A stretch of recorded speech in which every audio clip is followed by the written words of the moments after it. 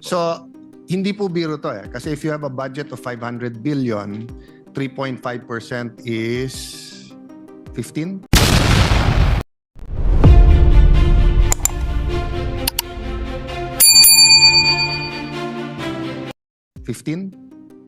More or less 15.5, 16 billion, no? So, in 2022, I told Secretary Bonoan, Sir, I'll give you a breakdown. I'll assume regularity. I'll assume kailangan yung ganung kalaki and everything. Pero may pakiusap ako. Come up with a checklist and isama nyo sa regional director at RD and DE nyo na siguraduhin lahat ng empleyado ay may SSS, PhilHealth, Pag-ibig, etc. Kasi by law, kailangan naman yun sa contractor. And in fact, sinabi ko sa kanya noon that will help make sure na walang kalokohan, walang ghost. Ang alam ko hindi ginawa ha. Pag hiningi ko ngayon, hindi nyo mo mabibigay. Ang usapan natin may checklist at isa-submit nila. So imagine if you have 100 million project, the whoever gets the IAW gets 3.5 million. Eh wala ka namang gagawin, hihingin mo lang sa contractor yon eh. So I won't debate kung ginawa o hindi, but in behalf of the workers, Yusek Sadain, I think you were here then, no, when I asked for that, di ba? Nandito ka noon, di ba? So may I ask for that, Sec Vince? Kasi may part 2 dapat yon. There are certain programs in the United States na pag federal yung infrastructure, they give 125 or 150% doon sa manggagawa. 3 reasons. 1, para hindi parating sa private sector ang pinakamagaling na gumagawa. Kasi kung minimum wage mo, let's say sa Metro Manila is 550, if you give 25% more, 625, di ba? 2, they're building the infrastructure of the di ba? Then 3, it's a sample kasi.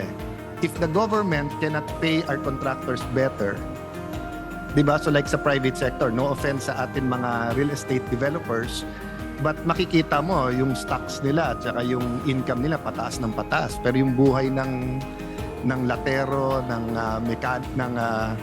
electrician, ng tagahalo ng semento, hindi nagbabago. So, I'm not asking you to do that now. Maybe you can study it. But the first part really is to make sure that the social protection of yung manggagawa, di ba, happens. Okay. Can I add a third one which is easier? Well, it's easy for you, Vince. It might not be easy for us, but it's easy for you because nga, I know the way you work. Can you meet with TESDA and put whatever, the Contractors Association or the RDs together? Siguro, hindi naman kalabisan hingin na kapag ka 20 anyos na taga-bantay lang, taga-halo ng simento, by the time naman he's 30, 40, 50, ay nakaangat-angat siya. Di ba? Yung may career path naman siya. Kasi yung namang papasok na lowest level sa construction at 20 years old, 25, malamang yun hindi nakapag-aral eh.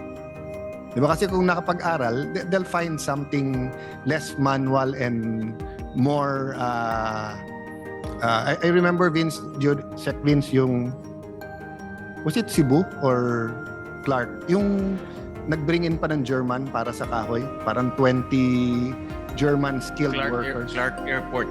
Sa Clark, di ba? And I remember you were telling your people na sana may technology transfer kasi isipin mo kung 20 lang yon, di ba? Pero isang buong airport, so isipin mo kung may 100, and I remember the I think Senwin, you brought this up also eh. Yung isang angal nun, Sen Joel brought it up. But during that time, Sec Vince, you weren't in the legislature, but you were in the build team. Yung angal nila about some private buildings, builders bringing in Chinese workers. But if you remember in some of our off-the-record meetings with some building owners, lalo Filipino-Chinese, sabi na, boss, yung ibang pumunta dito ha, half the time nagagawa. Kaya ang laki na titipid. Kasi skilled. But I guess kasi they're more than 1 billion Chinese eh. So, just by scale, di ba, kahit sabihin mong 2% sa Pilipinas, 2% sa China ang skilled, ang dami. Di ba? And ako, on one half, I want efficiency, so sana mabilis. On the other half, gusto ko Pilipino yung gumagawa. Di ba? But what other countries did is to make sure may technology transfer. So, yun nga. So, those are the 4 things. Please use EAO to also benefit the workers by social protection. Number 2, consider that in the future, whether it's by law or by executive order or administrative order, if you can give the workers a little bit more, total sa contractor at sa corruption na punta, bigyan natin yung mga manggagawa ng mas malaki. Number 3, career progression by maybe a test that DPWH I remember I think it was the time ni Senator Joel, they discovered that women are better welders sa TESDA. At that time, yung Korea at Japan, maraming kinukuha na welders. So, there are things we haven't discovered, but when we discover, mas no? Tapos yun nga, yung pang-apat, can we make sure that when you have foreign-assisted projects na malalaki, may talaga, hindi lang yung salita or ordinaryong, may programa talaga for, na quantifiable, no? Kung maaari, if you submit by BICAM, ano yung start pa lang or ongoing na foreign assisted project na may mga ilan highly skilled, may programa talaga. So pag sinabing etong airport na to, Benting, German ang gagawa ng woodworks, may 5 tayong Pilipino na apprentice at yung 5 na yan will be added to the skilled workers, di ba? Sir Alan, nasabi lang ni Sec Vince na meron palang limitation dun sa special provision on the use of EAO. So we'll make the necessary tweaking para matulungan din natin yung Social Protection Act. I think all of us, actually. I'm not an expert on TESDA. Okay. Senator, Gustat ko, ang point ko lang po, we'll be happy to work with you guys, but knowing your work ethic, the Secretary's work ethic. I'll mention lang, no, nakalagay, ganyan kakapal kasi yung yung guidelines ng IAO, pero hindi nasusunod. So, doon nakalagay material testing. Pero when we ask, only 5% goes to material testing. Please look at it. I'm not saying doon kunin. 5% of the, total 3.5%.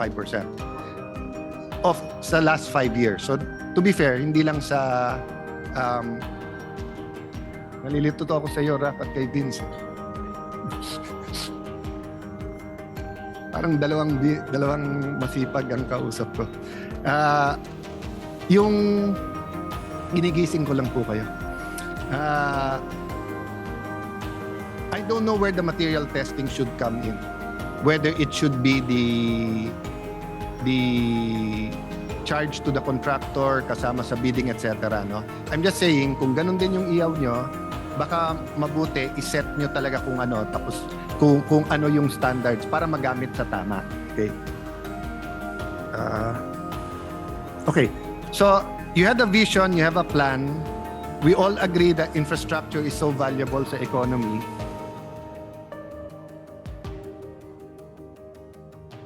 Sec Vince is not against other agencies and LGUs doing the infrastructure, correct? It's not against that. In fact, I think he is partial to it. Yeah, he favors that. Ang caveat ko lang kasi, there's one or 2-3 years, I forget now sa tagal ko sa gobyerno whether it was Pinoy's time or before or after that. I'm sure it wasn't Duterte's time. Pinasa yung infrastructure sa DepEd, hindi rin maayos eh. Hindi rin naayos because they didn't have the engineers, matagal din bidding, etc. And then the usual problems, wala rin lupa, no? Yun lang caveat ko, no? But having said that, is it on the record that he in fact encourages, LGUs, other agencies? In fact, napag-usapan ho namin ni Sec Vince, yung mga natitirang school building sa kanya, he's thinking of partnering with LGUs para for the LGUs to construct.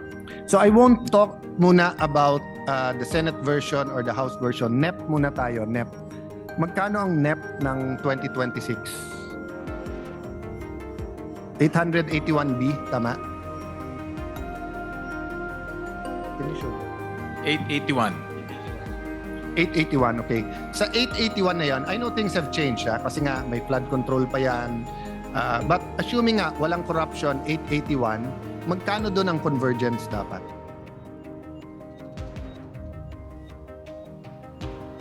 You can give me ballparks. I just want to make a point. It doesn't have to be exact. So,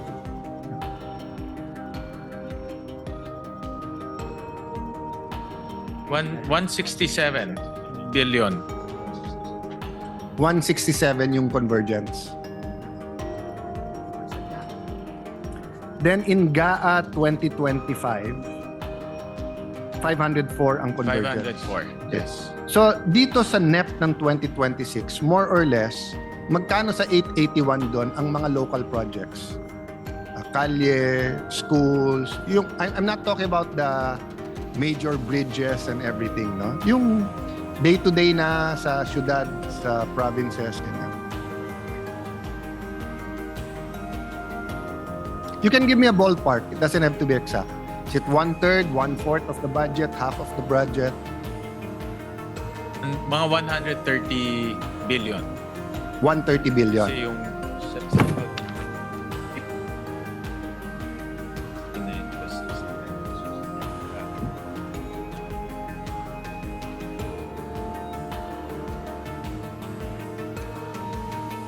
130 billion. Yeah. And so before I go to my next question, one question and a follow-up question or a question that corroborates what I want to ask. Am I correct, Mr. Chairman, that you and I, Senator JV, are partial to the local government? Him because he was a mayor, you because you're a mayor, me because I have a companion in life who's a mayor. You're married to a mayor. Married to a mayor, literally, figuratively din kasi nga from the time she wakes up at 5:15, 5:30 until we go to sleep, problema pa rin ng city sinasabi. When I say you're partial is that, let's say, if DPWH gave your city 5 billion or 3 billion last year, you would say you do at least as good a job or even better if they just gave it to the LGU. Oh, and faster. Faster, di ba? rin, That's yeah. why I told your brother, the Secretary of DSWD, parang code namin, think as a mayor. Kasi when you think as a Yeah, mayor, narinig di ko ba? yan, Yeah, actually. pagka ano Yesterday. kasi, for example, may delay sa DPWH, it's not that you don't care, but hindi kayo inaaraw-araw eh. Di ba? Pero kapag may delay, may traffic, yung mayor ang inaaraw-araw eh. Pag binaha, yung mayor inaaraw. Pagka hindi maka-enroll yung bata, kahit hindi mo pwedeng sabihin ng mayor, ang DepEd is national eh. Ikaw pa rin ang iaaraw-araw eh, di ba? Okay, the reason I said that is because we have a computation here. If you give the 82 provincial governors 1 billion, the highly urbanized cities 500 million, and the 1,500 municipalities 50 million, you'll have 231 billion. So, ang balita ko, part of what we will do as a reform is that we will get resolutions from either a letter of the mayor or I see the DPWH nodding in concert, di ba? So, kung kukuha din tayo ng resolution sa kanila, ba't hindi lang natin bigay yung pera? Sila nang gumawa. I see the chairman nodding but not answering. I know, Mr. Chairman, it's bicameral, so I don't know if the other house will say yes. And there's only 4 of us in the session hall. There are many others not in the session hall. I think even our beautiful and masipag Senate President tonight, Senator Legarda, will say yes. That if eventually we go back to around 750 billion for DPWH, 1/3 lang to. 231 billion. Okay. Mr. Chairman, may I put that at your doorstep and maybe take a look and consider it? Yes, Senator Alan, Mr. President. Actually, maraming agencies ngayon are looking at partnering with LGUs. DA, I agree, Mr. DepEd, Chairman, but ang kaibahan nito, it's more than partnering. it's Kasi downloading. now we're listening to them rather than telling them what to do. Hmm. Now we're saying, you know what you need. We can have a menu para din, di ba? So for example, sinasabi niyang DPWH ngayon at ng ating mahal na Pangulo na dredging is important. And many LGUs, Taguig, does it by administration. I think, I don't know if we borrow or we have a dredging machine. Di ba? So rather than sa haba-haba ng prosesyon sa simbahan din ng tulay, or mathematically, the shortest distance between 2 points is straight line iniiba pa natin No, I mean, there are reasons, but I'm just saying, with great crisis comes great opportunity. This might be the opportunity. Then DPWH can start being more of standards. So for example, sasabihin ng DPWH, sa bawat region, ganito ang cost ng materials, ganito. Then we can tell the LGUs, pwede kayong mas mababa, pero hindi kayo pwedeng mas mataas. Di ba? Quality assurance and then also for lack of better word, transparency and accountability assurance. Di ba? Kasi nga, para naman tayong mga tanga, I'm not saying it in a negative, para tayong mga tanga, if we give a province 1B, tapos mas mahal yung gagawin nila kaso sa DPWH, di ba? So, I'll try to speed it up. So, yun yung pitch ko for decentralization, no? We don't need to go federalism per se. Federalism sigurado, but there are certain things we can do to decentralize to achieve, di ba, local autonomy without doing that. Okay. So, Sec Vince, pag sinabi yung flood control, may flood ka na gusto mong i-control. Di ba? So, obviously, pag may flood control, either the area is being flooded, experiencing flooding, or you expect it to experience flooding. You don't need flood control in areas that are not flooded and you do not expect to be flooded, di ba? So, for example, it's Roland. Pag nag-develop ka doon, may development kasi alam mo, because of the development, baka magkabaha. So, kahit wala, maglalagay ka na. Hindi mo naman hihintayin magkabaha pa, di ba? Pero in areas na last 10 years, walang development, last 10 years, wala namang katabi, wala namang tributary yun, hindi ka gagawa ng flood control. There's nothing to control, di ba? Para mo lang sinabing crowd control, kung sasabihin mo sa pinaka-rural na area na 10 lang nakatira, unless doon tayo magrarally, anong ikra-crowd control mo, di ba? Okay. I make that point because I'd like to know, for my education, many people are confused. Parang lumabas kaya tayo binabaha dahil lang sa corruption sa flood control So for example, sa Bulacan, no doubt, kaya lumala ang baha dahil sa corruption at ghost. Pero kaya nga tayo naglagay ng flood control doon because bigla silang binaha. When I say bigla, the first time. Afterwards noon, every year after, binabaha. So what are the causes of baha or flood? We can go through it together. Pollution and silted tributaries and rivers, correct? Climate change. Climate Sinasabi ko change, nga kay Vince, nakita ko lang Climate sa news. change, the amount of rain. Let's list it down, Mr. Chairman, if you'll indulge me. Yung nakita ko lang sa Vietnam, ang laki ng baha ngayon, no? Because of apparently heavy Yeah, rainfall. the amount of rain sometimes is like one storm can be equivalent to 3 storms. I heard na ang ulan ngayon maiksi pero malakas. Minsan 2 hours lang, yung amount of rain na yon is equivalent to Correct, like yung dati 3. So may natural causes katulad nun, di ba? Of course, sabihin ng mga climate scientists and activists, hindi natural din yon kasi nga nag-pollute din tayo. Yeah. Okay. The other cause is we build where we're not supposed to build. And where we build where we can build. When I say build where not supposed to build is, for example, pinuputol natin yung puno, tapos we build there. Di ba? O kaya tatambakan yung ilog, then we build there.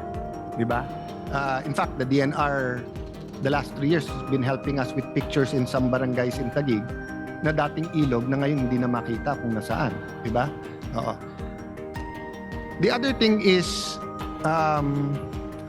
not everyone follows the building code. Kasi sa building code, dapat may water retention yung ibang buildings, no? Meaning hindi, so kung dati yung bukid or vacant land can absorb X amount of water, tinayuan doon, so akala mong iba, bukid lang yon. Hindi. Pag hindi nagkaroon ng water retention sa ilalim ng building, sa kalye pupunta yon. Kasi nga, ano ba yung science? No two things can occupy the same space at the same time. 'Di ba? Kung matter ba 'yon? O, 'di ba? Basta yun yung ano of course, a body is occupied by flesh, spirit, soul, mentality. So that's different. Pero when you talk about matter, it cannot occupy the same space at the same time. So kung may building ka doon, may 3 floors sa basement, 'di ba? Sa kalye pupunta 'yon. So yung parating lumalabas sa Fort Bonifacio na may cistern na malaki, totoo 'yon. Pero also, lahat ng buildings doon ay mahigit pa sa building code kasi may usapan ang, what's the name of the company, former chairman ng BCDA, former president, BG Sea or something, di ba? FBDC. FBDC is the joint venture, but they have a unit, BG Sea ata, estate manager, na may MOA with the city, na ang city building code, sila mahigit building code, and they sign the same time. So hindi papasa yung building if they do not follow that strict regulation. And then my height and everything, FAR, etc., height restrictions are followed.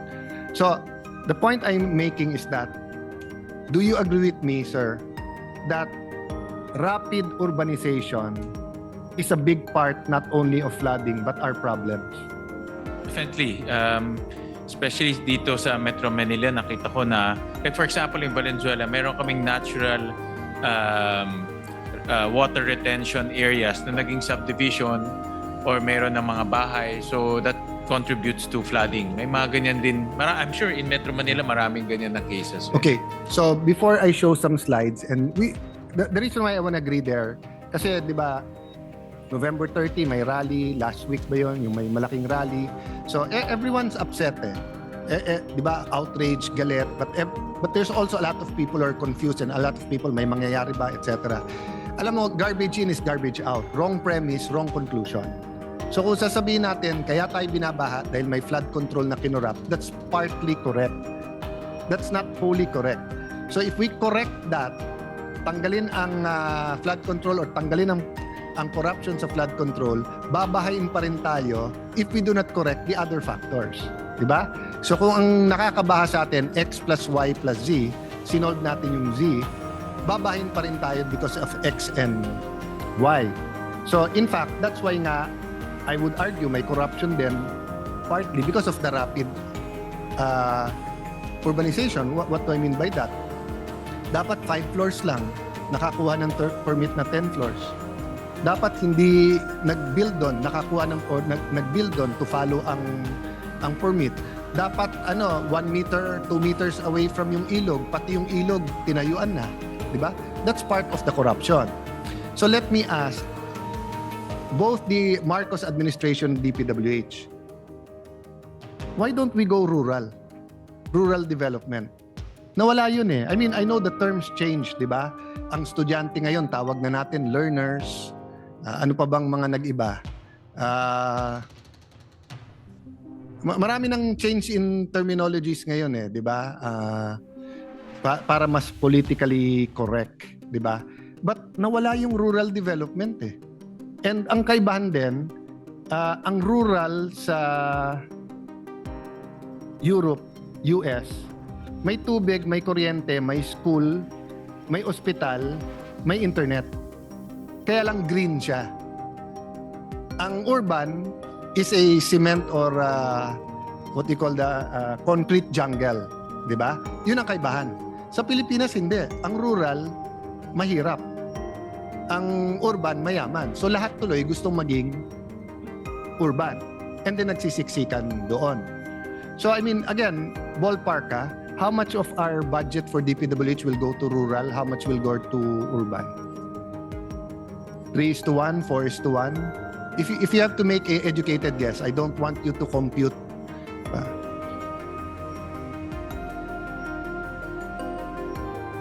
Kasi even if you look at congressional districts, di ba? Ang city will have more than one congressman usually. Ang province, at least one. So even sa allocation nyo sa congressman, mas malaki sa highly urbanized cities. Ang educated guess po ng DPWH is 70-30, 70 to the urban. Okay. And I don't know if I'm still speaking to the choir or preaching to the choir. I don't sing, so just preaching to the choir to Senator Tuloy, to Secretary Vince, because once upon a time, he was a deep believer in decentralization and getting out of Metro Manila, so much so that he moved to Clark and built, of course, in his official capacity, yung ang tawag doon, yung government center na God forbid na magkaroon ng big one sa Metro Manila, handa yung buong gobyerno. Kaya nga ako medyo nagalit sa predecessor mo sa DOTR kasi walang niha-niho, walang sinabi, binalik ang DOTR sa Metro Manila. Nandun na nga sa Clark, binalik pa bigla. Diba? Then nagtataka tayo, bakit may traffic, bakit may baha. Kasi lahat tayo nasa urban areas. So yes, if I'm going to argue as a Taguigueño, if chairman is going to argue as a Manileño din or taga Valenzuela, if Senator Loren is going to argue not as someone from Aklan but someone from Malabon, we will argue for more funds for our home cities. But if you look at the bigger picture, the more you build sa rural at hindi mag-migrate ang tao sa atin, the better. Ang problema, walang gustong mag-umpisa. Next admin na lang. So nung nag-build, dumami dito, dumami ang Skyway, lumipat ang manggagawa galing sa Bicol, Bulacan, Rizal, Quezon. Huy, ang Taguig pala, libre edukasyon, dito na lang tayo. Huy, ang Makati pala, may yellow card, dito na lang tayo. Huy, ang Valenzuela pala, gwapo na yung mayor. At that time, single pa. Si Rex pa atang mayor nun, di ba? Single pa yung mayor. Ang daming benepisyo dito. Di ba? So this is real politics, but it's also real solutions. So I want to show you this. We just did some computations, okay? Can you imagine, of the 111 million Filipinos, so I don't know now if we use 105, 110, 111, 115, 42 million pala nasa Region 3 lang, nasa Metro Manila at nasa Calabarzon or Region 4A. Next slide. Yan ang density. Okay. Inhabitants per square kilometer. Metro Manila, 13,000 per square kilometer. Ba't iba dito? 21,000, sorry, mali yung kopya ko. Yeah. 21,000 per square kilometer. Even the closest Calabarzon, malayo pa rin. 977 lang. Region 3, 567. So, how much are we spending Metro Manila to think that it will actually make life more convenient for us, but actually pinapasikip lang natin and it will eventually make us more miserable. Diba? But when will we start correcting that? 27, 28, when we have a new president, or do we start now? So, last slide.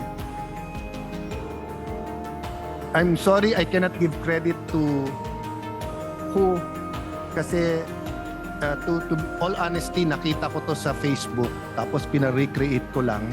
Someone posted in Facebook, can you imagine dito, 1/3 na ng Pilipino nagsiksikan? But it's a nice, it's a nice visual, di ba? Actually, sa Facebook, it was even smaller.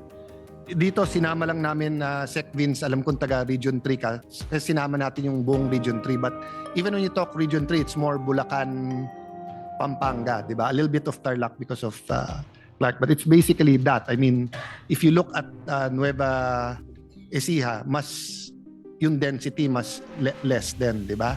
Oo. So, I hope given a chairman who really does his homework, we can do something about this and not only be theoretical. Maraming aangal. Aangal ang congressman. Baka umangal yung ibang mayor ng Metro Manila, di ba? But for example, my wife, she's from Bicol. So kung sasabihin mo, babawasan ng pondo ng Metro Manila, lalagyan ng Bicol, Quezon, I don't think she'll say no. Senator Loren, our Senate President tonight, kung sasabihin mong ang Visayas, ang Clan Islands ay dadagdag, I don't think she'll say no, di ba? So, but we have to have political will and decide. Are we leaders or are we followers? Di ba? Do we want to lead or do we want to play politics? So, I can say this now because nga may opportunity. Nayanig ang buong Pilipinas eh. So we can do this now. Sec Vince can get away with it now. I don't know if he can get away with it next year or the year after pag nag-normalize tayo. Kaya nga may concept of new normal. Di ba? Nung pandemic. So, if we do something right in the 2026 budget, if we make the right changes, it will become the new normal.